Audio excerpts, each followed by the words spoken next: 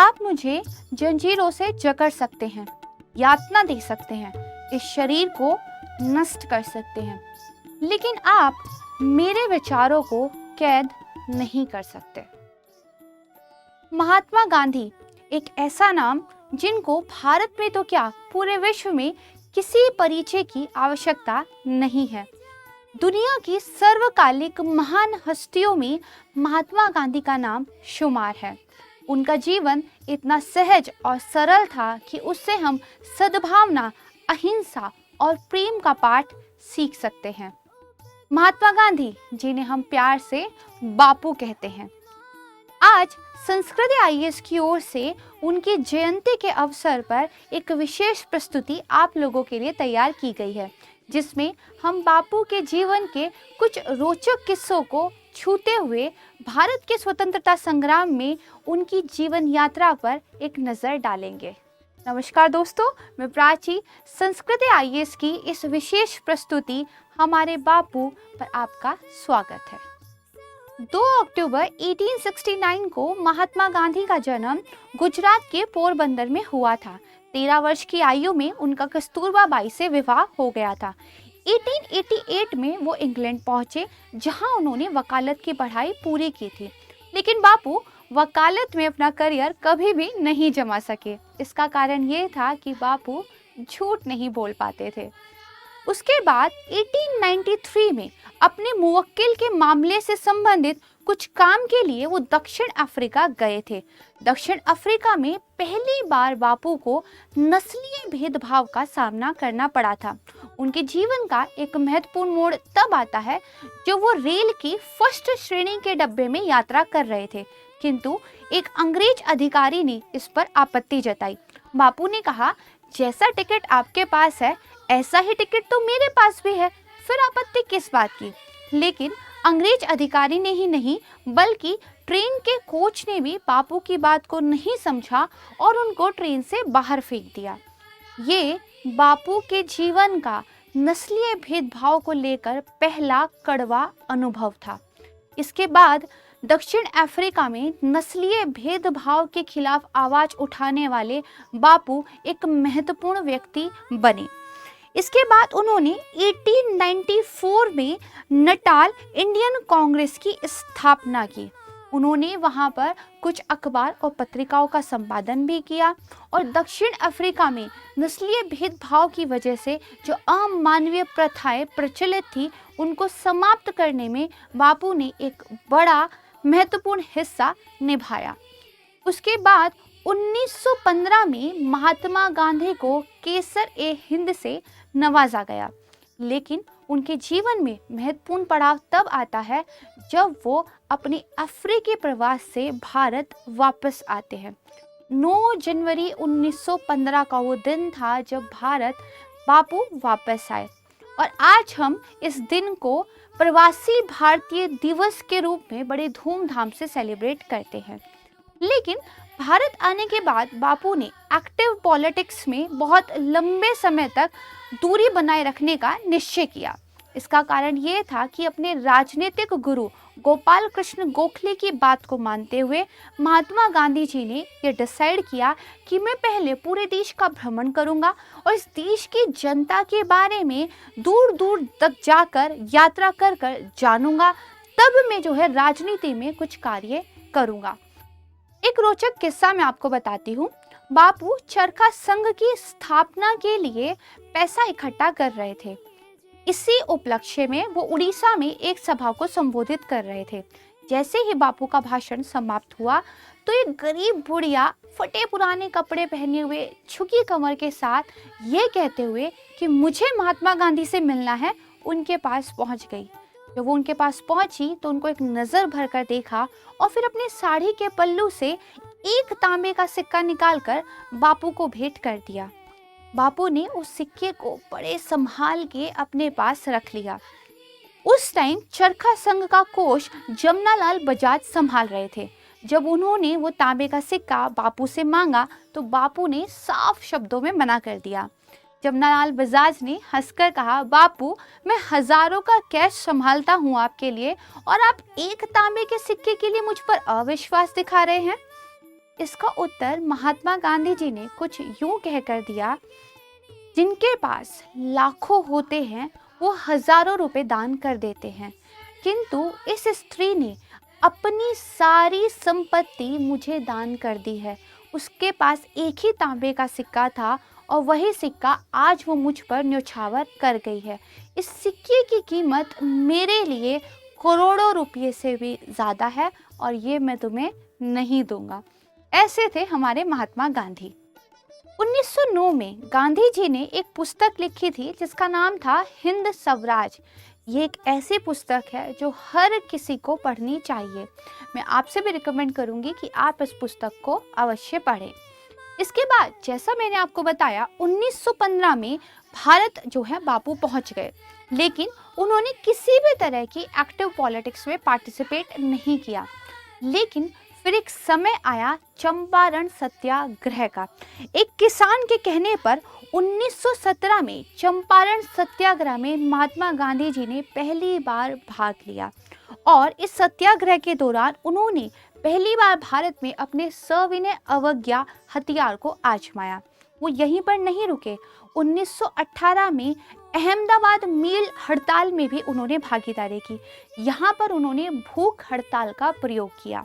इसके बाद 1918 में ही खेड़ा सत्याग्रह में बापू ने भाग लिया।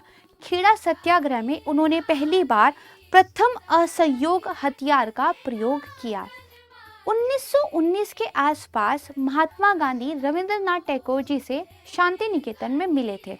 वहां पर जब गांधी जी ने रविंद्रनाथ जी को देखा तो उनको गुरुदेव कहकर संबोधित किया। इस पर गुरुदेव ने ये उत्तर दिया, यदि मैं गुरुदेव हूँ तो आप महात्मा हैं। और यहीं से रविंद्रनाथ टैगोर जी गुरुदेव के नाम से और महात्मा गांधी महात्मा के नाम से प्रसिद्ध हो गए। लेकिन इन अच्छी बातों के बीच भारत में एक संकट का दौर चल रहा था।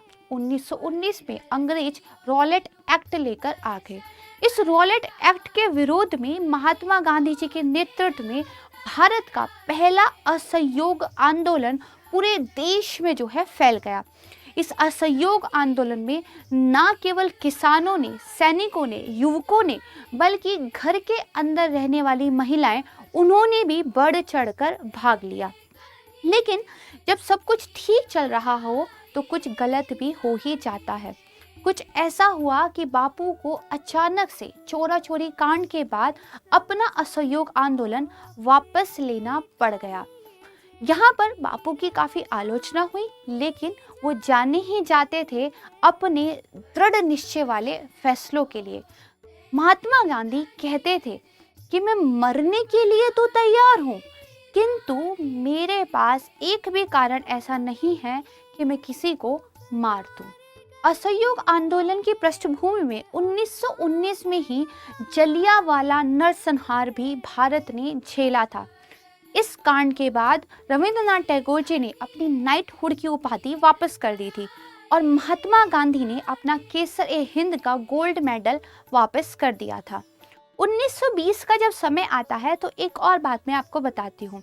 महात्मा गांधी जी ने अपनी आत्मकथा सत्य के प्रयोग लिखी थी।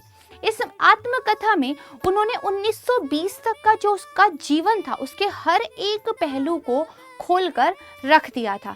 सत्य के प्रयोग ये एक बहुत महत्वपूर्ण किताब है। 1927 में ये किताब पब्लिश हुई थी और 1999 में इस किताब को 100 सबसे महत्वपूर्ण आध्यात्मिक किताबों का दर्जा दिया गया था। ये एक ऐसी किताब है जिसका लगभग हर भाषा में अनुवाद हो चुका है और ये सबसे ज़्यादा पढ़ी जाने वाली किताबों में शुमार है। वो कुछ लिखते थे तो दुनिया उसको पढ़ती थी। असहयोग आंदोलन आया, चोरी चोरा कांड हुआ, महात्मा गांधी की आलोचना हुई क्योंकि उन्होंने आंदोलन वापस ले लिया था, लेकिन उनके अंदर नेतृत्व की एक ऐसी नेचुरल पावर थी कि जो पूरे जनमानस को उनकी ओर खींच लेती थी। समय आगे बढ़ा और समय आ पहुंचा सविनय अवज्ञा आंदोलन का। सिविल डिसओबियंस मूवमेंट की ओर भारत जो है बढ़ चला। कांग्रेस, जिसे महात्मा गांधी ने जन की पार्टी बना दिया था, लेकिन क्या आप जानते हैं उसमें एक्टिवली कभी भी उन्होंने पार्टिसिपेट नहीं किया। महात्मा गांधी ने कांग्रेस के केवल एकमात्र अधिवेशन की अध्यक्षता की है और वो था 1924 का बेलगांव अधिवेशन। इसके बाद जब जब कांग्रेस ने महात्मा गांधी के किसी भी निर्णय पर थोड़ी सी भी आपत्ति दिखाई तो वो सिर्फ एक बात कहते थे, मैं और मेरी जनता पर मुझे पूरा विश्वास है, हमें जो भी करना होगा हम स्वयं कर सकते हैं। हमारे महात्मा जो इतने आंदोलनों में इतना नेतृत्व देते थे, ना जाने कितनी सभाएं कितने भाषण उनके द्वारा दिए गए थे। क्या आप उनके बारे में जानते हैं? वो बचपन में बहुत शर्मीले थे। वो इतना शर्मीले थे कि जब स्कूल से छुट्टी होती थी तो वो भाग के घर आया करते थे।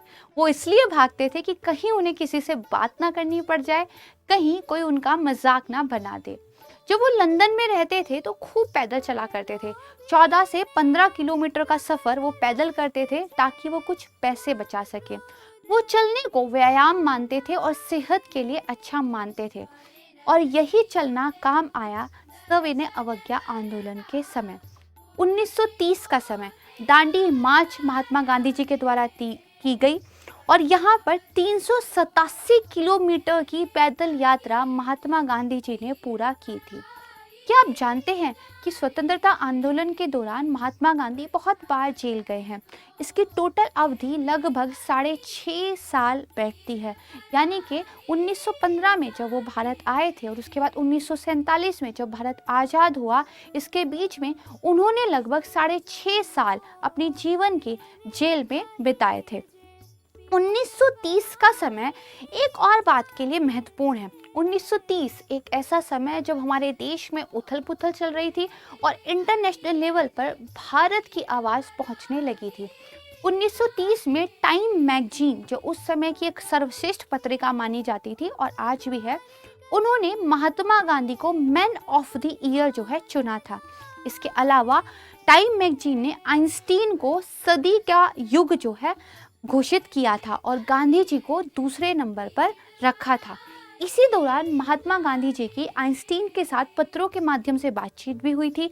उन्होंने आइंस्टीन को भारत आने का न्योता भी दिया था, लेकिन वो बाद में अपने काम में बिजी होने की वजह से और नाजी गतिविधियों की वजह से भारत नहीं आ सके थे।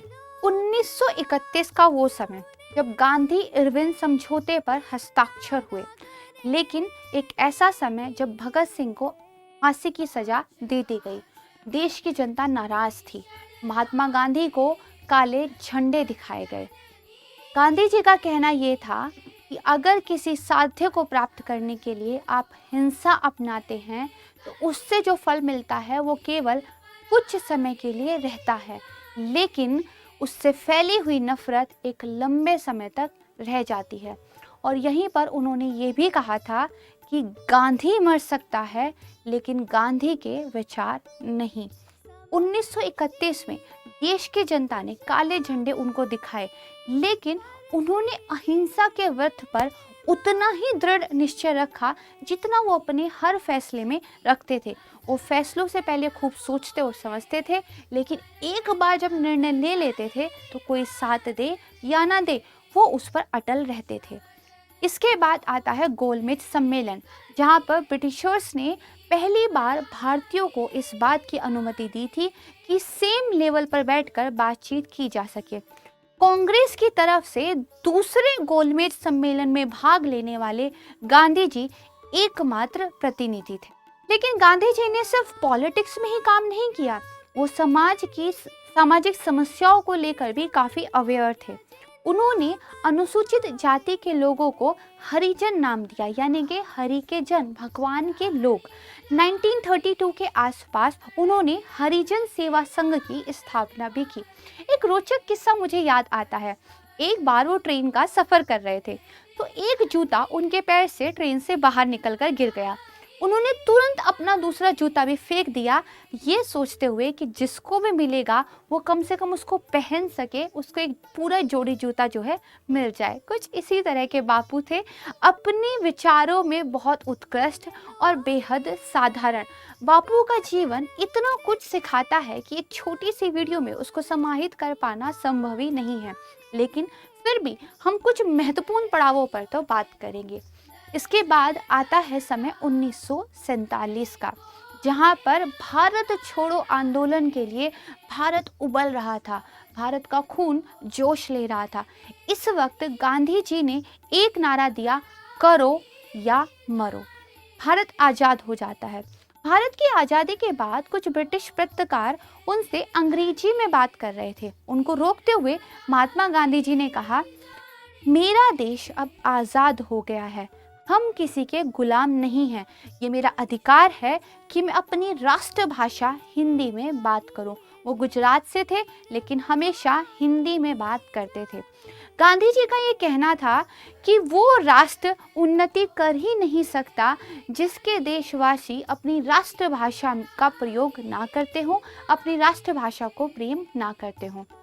1948 में क्या आप जानते हैं कि महात्मा गांधी जी के बारे में ये माना जाता है कि उनको शांति के नोबेल पुरस्कार के लिए चुना गया था, किंतु उसी वक्त 3 गोलियां और हमारे प्यारे बापू का जीवन समाप्त हो गया।